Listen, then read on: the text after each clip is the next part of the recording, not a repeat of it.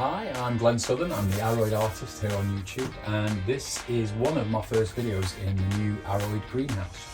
So hopefully you've seen the videos that I've been doing about setting all of this up in the last week or two. And I'm starting to slowly move into it now, and it's coming into winter here in the UK, so it's October. So a lot of things are going dormant. So let's take a look at what we do with some of those Aroids as they go dormant.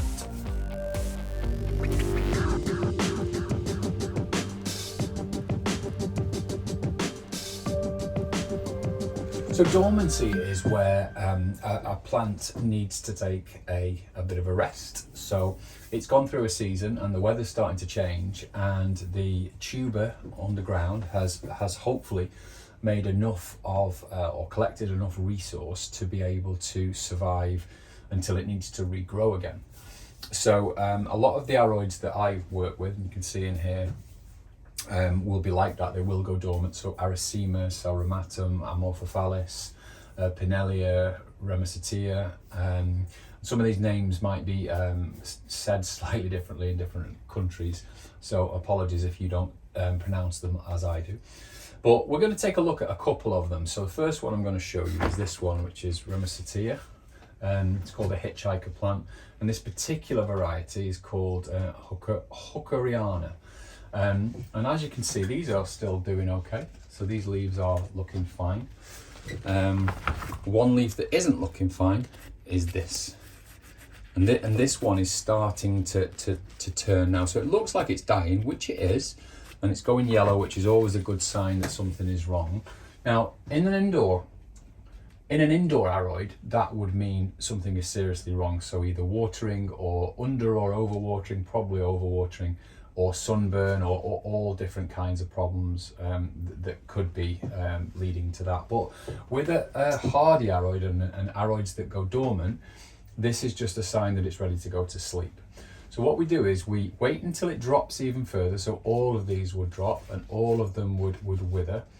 And then we'd start to take a look at what's gone on in the soil and what's gone on with the tuber. With the intention being, let me just show you one. So this is a Pinellia. This was given to me by my friend Jack Ogg at Yorkgate Garden. This is a tuber from a Pinellia, and it's huge. When you think that the other Pinellias that I've got are like this, they're tiny little things, tiny little plants like this at the moment. So you can see the difference. This is a fully adult one, flowering kind of age, and these are just within their first year. So this has been all year in the garden. It's had several petioles that have basically had leaves, like a big set of leaves on them, and it's also had peduncles which have the flower on, which is the inflorescence, and then they've died back.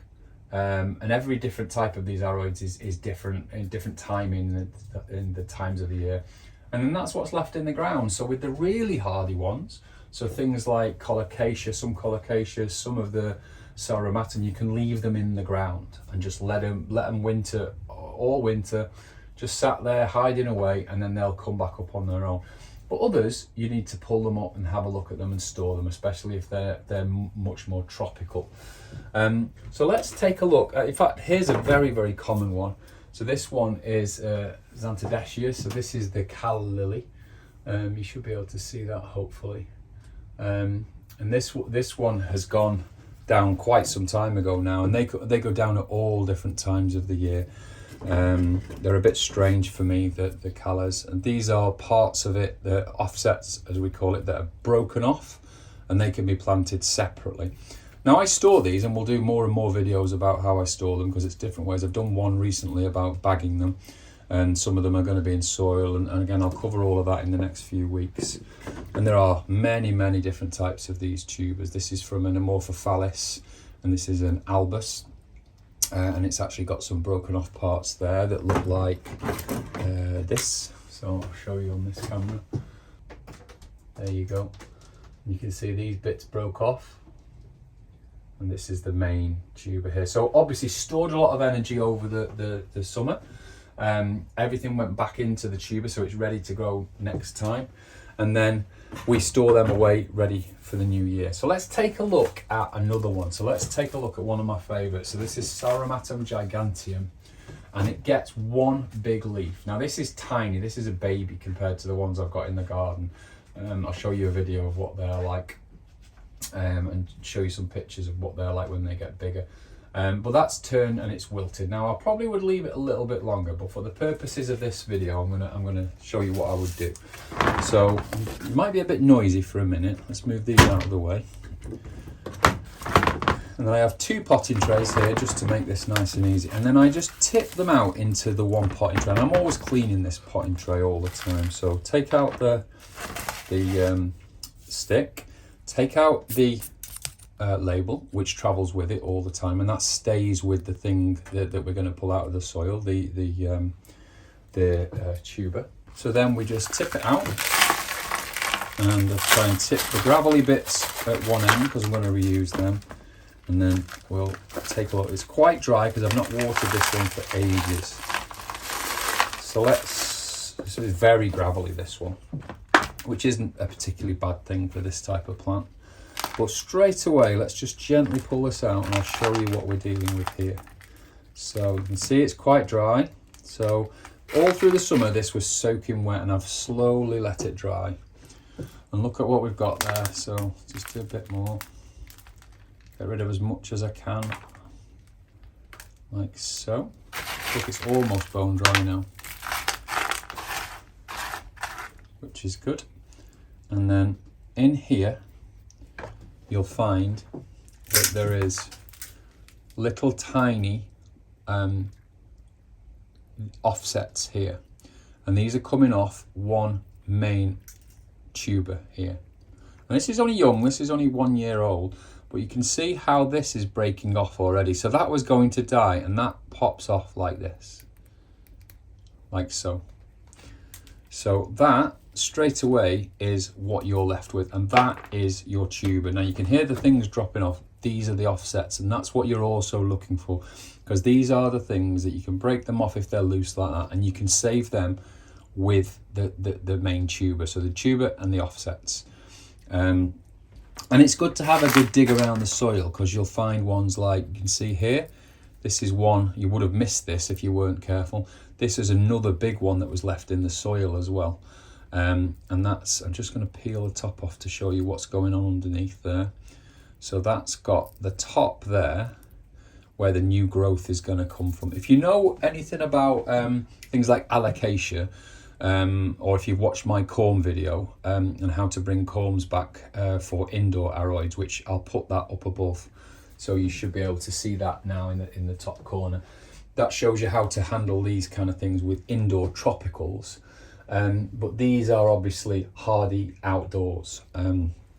So I've got these with roots, I've got this one that I found, and it's got that, you know, it's clearly got its top bit there, so the bit that you can see is spiking at the top, that's where the new growth is going to come from. And if I was to pull these roots down here, that's the equivalent of that way around. So the roots are coming out at the top of the tuber here, and they come out and round and down like that.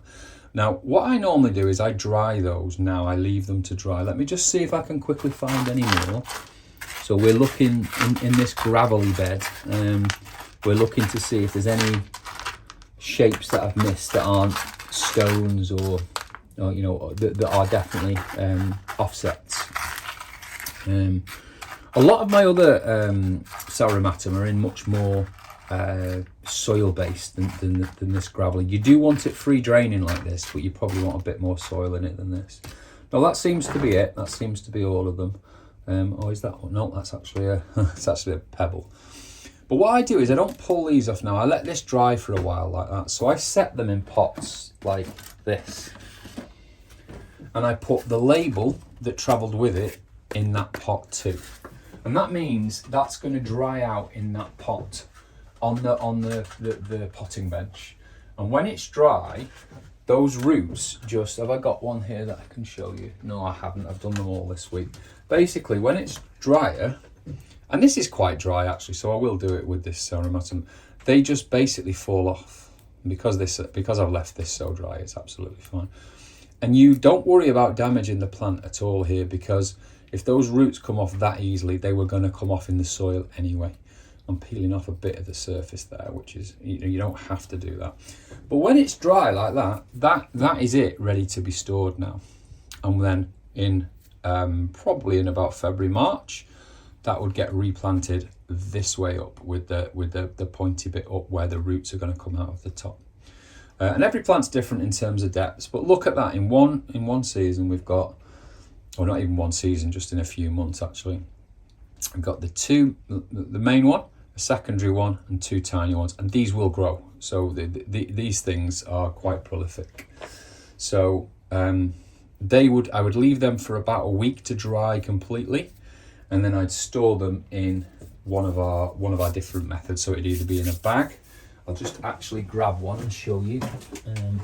So I've done a video on this already. So it'd either go in a storage box like this, in one of these bags, which is these Hessian bags, or if it's, so Sauromatum would be fine in here, and if it's something like Aracema or something that's got a chance of desiccating or drying out, then what we'd do is we'd store it in soil, and that soil would either be in the bag or in a box with just soil, and they just stay under the potting bench or in the house somewhere where it's cool, but it's not going to freeze, because some of them you don't want to freeze.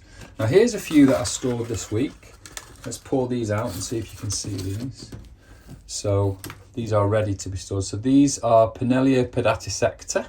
So it's a different species altogether, different genus as well actually. So, and these are all just drying out nicely. And as soon as they're bone dry, I will basically just bag them up. I'd put these in dry soil in a bag, and then I'd leave them, you can see all of them there, I would leave them until the next season, and then basically they would just sprout and get going, as you would expect. These were actually from somebody who sent me a load of Aracema and then Pinellia, so there's a lot of trading goes on in this hobby. So that one came from somebody from their garden just last week. But that's basically what we do. So that now, as I say, these all get stored and they will pop up again, and these are the ones that are, they're Sauromatum giganteum, so they are absolutely stunning plants. And the flower comes up first, so the inflorescence will pop up probably in something like late February, early March, going into April. Once that spike, that flower has come up, and that one stinks as well, so you do need to make sure that's nowhere near your house or the greenhouse. Once that one's up and gone, then you'll get the leaves, and they'll stay all summer. So, and these are the leaves now. I'll show you these on camera. This is one little one that's still in the garden that's just about to go down. And that's basically one of the ways that we store our tubers for our hardy Aroids. I hope you're enjoying these videos, and we've just hit 1,000 subscribers on the channel, so if you're not one of those, please hit subscribe and join along. We're moving into the winter now, and we're going to learn lots about hardy Aroids in the UK, and there's plenty more content to come, so please hit that subscribe and the notification button and join in.